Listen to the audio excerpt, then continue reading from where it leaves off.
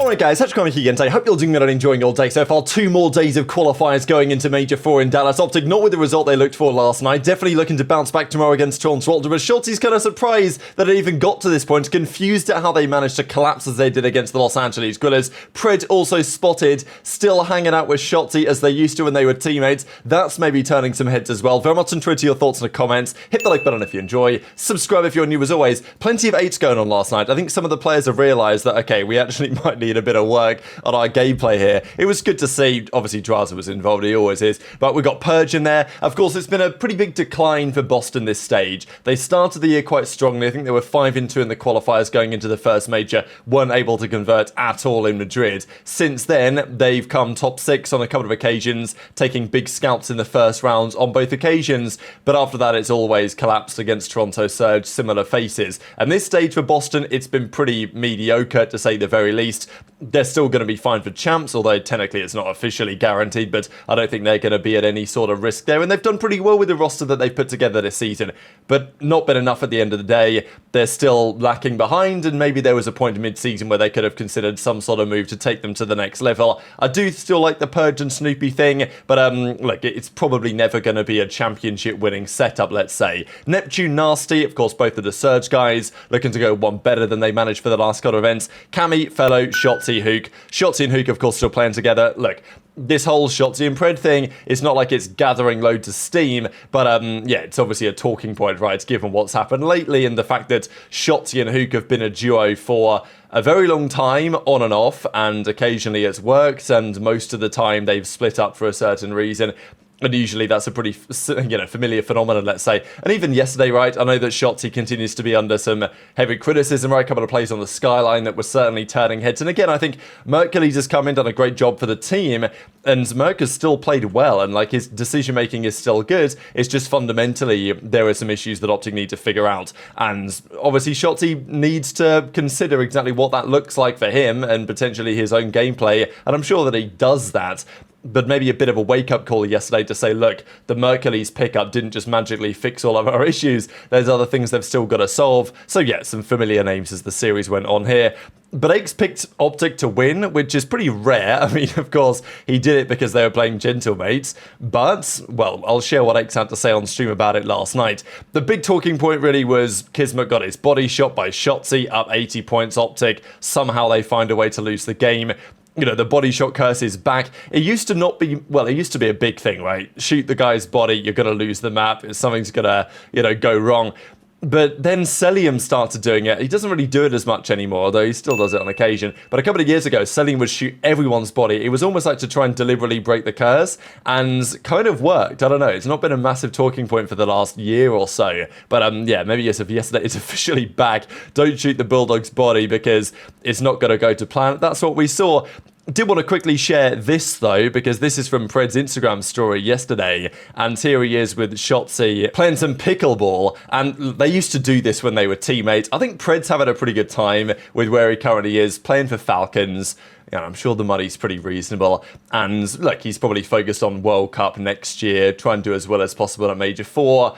I'm sure Pred's thinking about what type of teammates that he might consider having on his roster for next year if he's effectively going to make the calls. Is Clay going to stay there as the head coach? I think it would make a better sense. We'll see. I don't know. But look, Pred's been hitting up the hockey games, the basketball games that he's been enjoying himself, which is great to see because obviously at the start of the year it was such a tricky time for Pred. He went back home. It was a question whether he'd be even in the league again with the opportunity to go and play pickleball with Shotzzy on the weekdays. And, that's what we're seeing. So, yeah, I don't know. This is a talking point, right? Shotzzy and Huke, who knows how long that's going to last. Shotzzy and Pred, it was successful for some time.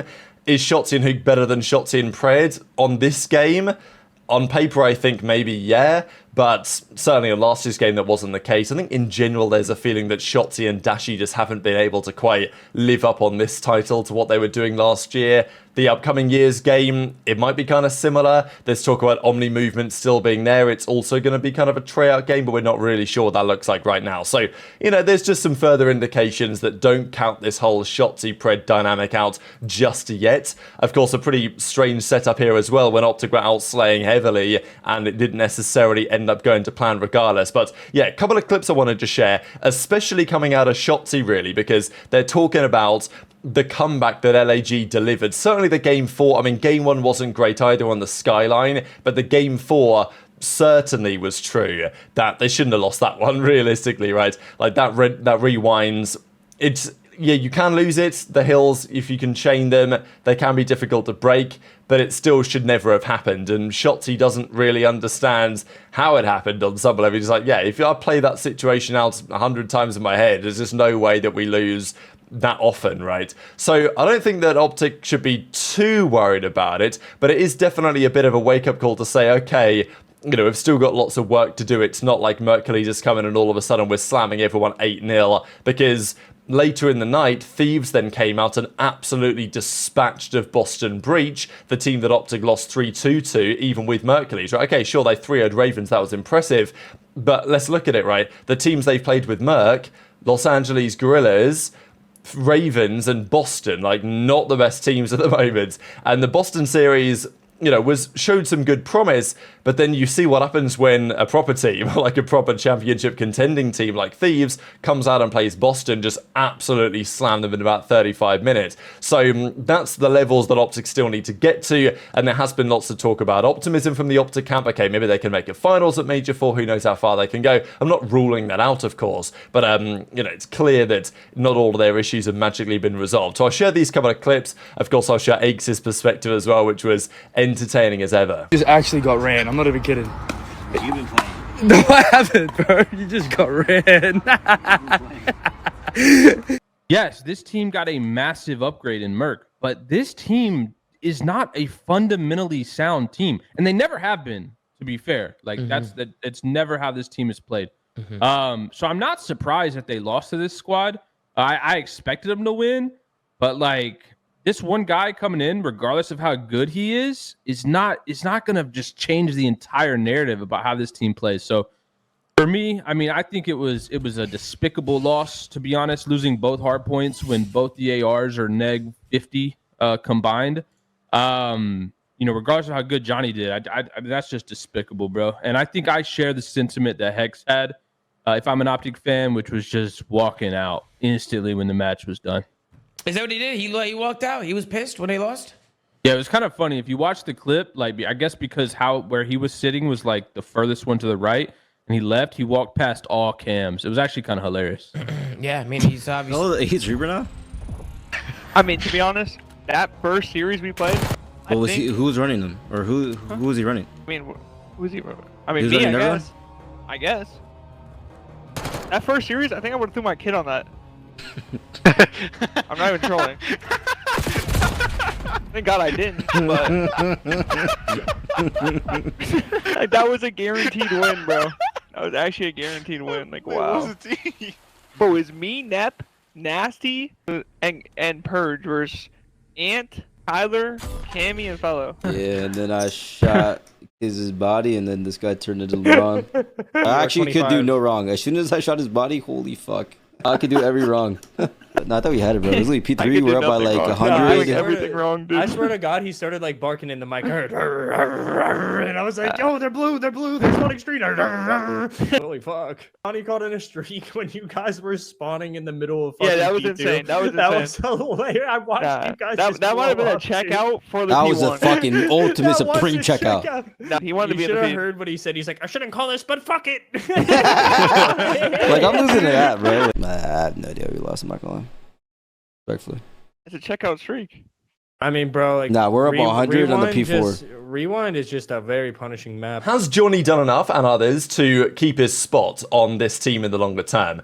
Or maybe on another team in the longer term, who knows? Johnny's been around the league a couple of times. This was a great performance yesterday. Whenever you perform well against OpTic as well, it always carries a bit more weight because people are watching, right? There's more eyeballs on the series when they're playing the green wall. We saw it yesterday, and I think with Johnny, he's a player that people rate pretty highly. He did well on the challenger side. He's been up and down, but to be fair, given this Gentlemates team has been such a shambles, he's at least shown out. Like, I think that Lunarz, unfortunately, after this stint, is probably going to have quite a tricky time maintaining the spot. You know, we always talk about Fire 40, right? Or he goes by Fire now, but, you know, people still call him Fire 40 because he had that stint back in Cold War. And it was kind of like in the CDL era, the first really tough stint that we had seen from a player, but he wasn't honestly that bad. Like in hindsight, that Fire 40 stint, which kind of defined his career, unfortunately, and is still is defining it today because we're still talking about it. It just unfortunately is what it is for Fire, because I actually rate him as a good player. But you know, he had that stint on Paris Legion. He went to the team that was effectively the retirement home team, and it didn't work out right. But you know, Lunarz is sitting at a 0.92 this season. His engagement rate is actually, I mean, it's in the 77s, which is the same as where Skyz was, pretty similar to where Priester was. So, yeah, it's like, it's difficult, right? Lunarz was considered to be top talent in challenges, and I don't necessarily deny that that was fair, but in the current setup, it's obviously not been great for him at all, and you gotta wonder whether him getting another chance is gonna easily happen. Now, Johnny's been a bit better than Lunarz has been. He's still been pretty up and down. I mean, he had that awful series against FaZe the other day, dropped a 0.6. It's actually a 0.58, I think. But, you know, that's a full-strength FaZe team. Then you play OpTic a few days later and you drop your own, you know, 0.59. And then he comes out and drops against OpTic at 1.2 or whatever it was, 1.22, something like that. But, of course, over 5 maps, there's a bit more of a sample size there. So, yeah, Johnny 1.22, 100 kills, top frag the lobby by a mile. So, you know, there's a big talking point next season, certainly with teams changing around, other franchises coming in, exactly what that's going to look like. But let's talk about some of the games just quickly on the standings, really, because OpTic, yeah, they lost, but they did at least go 5. And that's kind of important because they're actually still the 4th seed of the qualifiers so far, which is pretty interesting. I mean, obviously, if they'd have gone 3-1, they'd have been even higher than that. But and they play Toronto, who may go into that series undefeated. Certainly online, they've looked really scary. So it's pretty likely that OpTic end this stage 2-3. They'll still make winners with that because they're 10-6 map count at 2-2. I mean, look at the other 2-2 teams. Rocker at 8-9, Cloud9 at 8-7. Thieves at 8-6. So OpTic will be fine to make winners. They've not got to worry about losing any sort of tiebreakers. But the issue is if they lose to Toronto and maybe Cloud9 and Rocker win their final series, who knows? All of a sudden you've got OpTic potentially playing a FaZe or a Thieves in the first round or a Toronto in the first round. Not really where you want to be, even though you're starting in winners. So yeah, just a little bit... OpTic will have something to think about, let's say, and it could come at a decent moment because I still think they're talented enough to make a good run from now to the end of the season. But, you know, it was our opinion last weekend that, okay, World Championship is done and dusted, no questions asked. But actually, the reality is it might be a little bit more complicated than just that. These are the games for the rest of the weekend. As we said, Toronto play OpTic tomorrow. Boston play Gorillas, Vancouver, Minnesota to close out the stage. You know, not exactly stunning games, but at least there is something on the line, right? We're talking seeding, we're talking championship points. Today, though, Cloud9 have a real tough task on their hands. Look, I think C9 have done reasonably well to get to 2-2. They've at least given themselves a chance at the major, but they would have, of course, hoped in hindsight to beat Toronto because now they play Thieves today, which is tough. FaZe play Vegas, so, yeah, I mean, obviously FaZe will be expected to win that one. They've already lost a game this stage, which is nice for them because it means that they don't have to worry about the 5-0 curse, whereas Miami potentially do. So Miami play Carolina, and Miami, if they win this series, will move to 5-0 in the qualifiers, and we very rarely see teams, well, okay, teams go 5-0. Look at Major 1, there was no undefeated, it was 6-1. Major 2, of course, was Thieves, they went 7-0. Major 3, nobody went 5-0, and Major 4, it's possible for a couple of different teams here.